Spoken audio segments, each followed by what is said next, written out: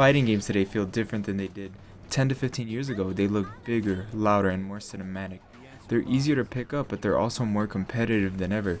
So, what actually changed? Is it the mechanics, the players, or the industry? But in my opinion, it's not just one thing, it's everything around them. Now, in no way, shape, or form is this hating on modern fighting games. This is just from my personal experience on how I seen fighting games evolve from when I was a kid up until the modern age. And one of the biggest things that I've noticed that modern fighting games do better than classic fighting games is accessibility and modern controls. Now, modern control schemes that are in, say, Tekken or Street Fighter 6 are like one button specials or simplified inputs where you could click, a series of one button or, click that same button 3 times and you'll auto do a combo or auto do a special. This actually allows fighting games to be more accessible to everyone because it has a lower barrier to entry. Like, I remember when I jumped into Street Fighter 6 for the first time, I had no prior experience playing Street Fighter or any Street Fighter games, but I felt it was very easy to play online, and especially in a casual setting when I was on modern controls. Everything felt so easy, you could react easier, but then it helped me gear towards playing classic controls because I was like, hey, I like this, and then I seen how people play on classic controls. I seen the optimal things you could do in classic controls, but I feel like the modern controls has a lower barrier to entry, and that equals a bigger player base, and that's why I think fighting games now have a bigger player base than ever before.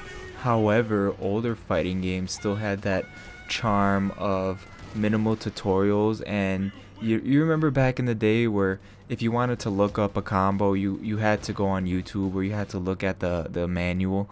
That's how it was in the older fighting games, and that contributes to why modern fighting games feel so different now. They had minimal tutorials and an execution barrier being part of a skill expression. So basically, you need to be good at the game. You need to learn the mechanics from scratch in order to be good at the game. Pros actually felt like extremely good pros, and the pros nowadays are really good, don't get me wrong. In fact, they are probably even better than before. But to be a pro back then was probably very hard compared to now you have all the tools. You have huge tutorial systems in the games, you have in-game frame data, and you have combo trials that actually teach structure in most fighting games now. Back then, they didn't have any of that. Another reason why modern fighting games feel so different now is because online play has become the core. This is huge. Rollback netcode became the standard, and now you have crossplay, you have ranked ladders, online tournaments, you have, training mode between matches like Tekken. Online play is becoming the primary way people improve.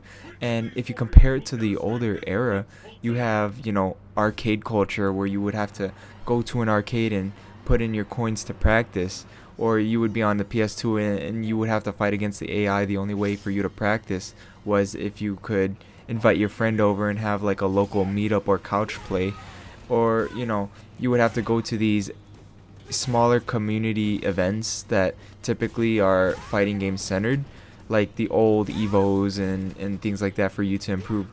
It was a culture shift. We don't really gather physically as much. The grind is mostly online now, and that changes the whole vibe. Now, me personally, I like this. I think that it is amazing that online game or fighting games have become the online standard, because if you're playing a fighting game, you can't always have somebody over, to improve, and you need to branch out and fight all different types of players to improve.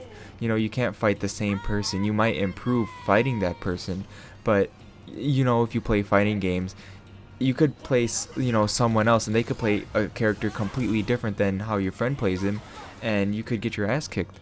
So it's good that we have this online play and these netcode and servers and everything, because it helps us branch out and become better at our fighting games.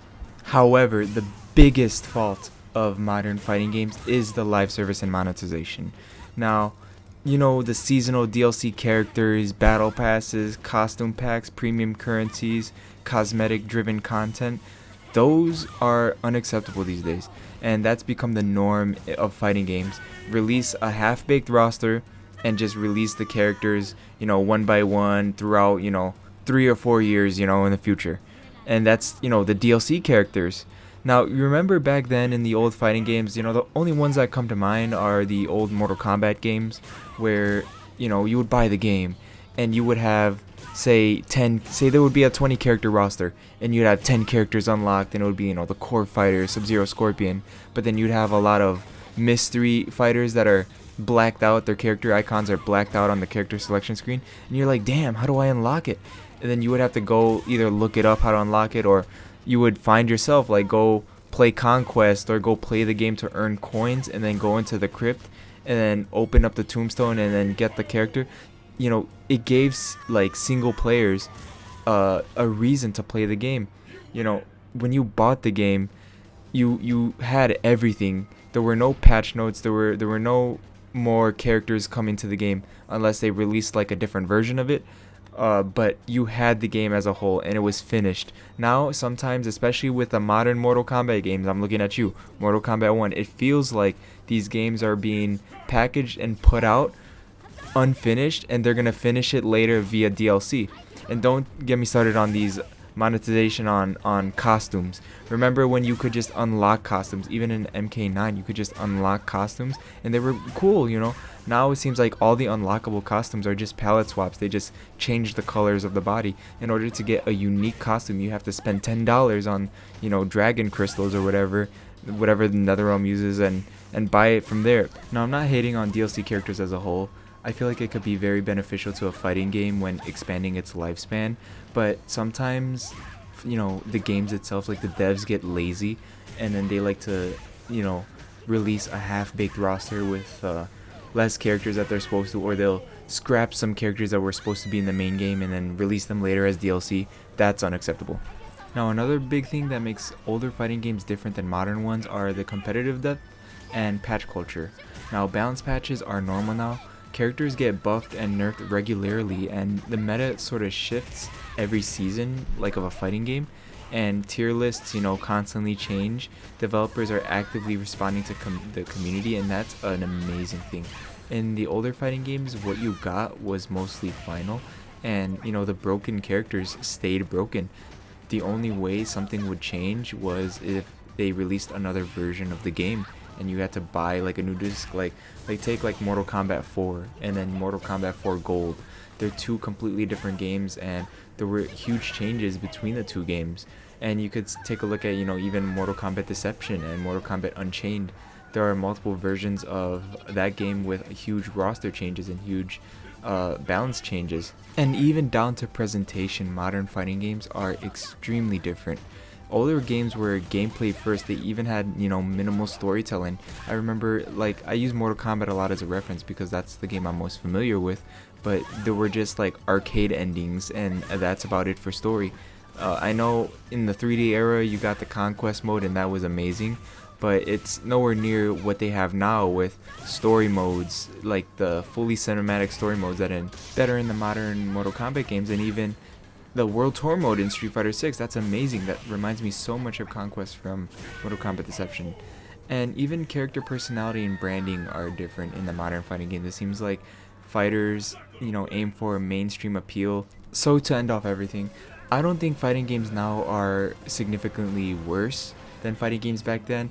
I feel like if you're running off of nostalgia, the older fighting games are good at the time. You might say, yeah, we had it good back then. But if you look at it now, the only negative thing that we really had was the monetization and all the stuff that had to do with that. So I think that just old fighting games are built for a different era, and like everything in gaming, things change. Maybe the internet played a role in changing everything, where the internet is basically the voice of the people, and that maybe coerced devs to cater to what the fans wanted, and obviously the people online really like competitive environments and stuff like that, and maybe that played a role. Or maybe it was monetization, where the devs really were corporate and they wanted to sell tons of DLC and skins, and that coerced them to change the whole landscape of fighting games. Or maybe it was accessibility, with people wanting to play the game and them wanting to reach out to a more broader audience. So maybe it was everything that happened, maybe it was all of that combined that made fighting games what they are today. Or maybe fighting games didn't change, maybe we did. So that's it for today's video, guys. Mr. Frosty Flames out.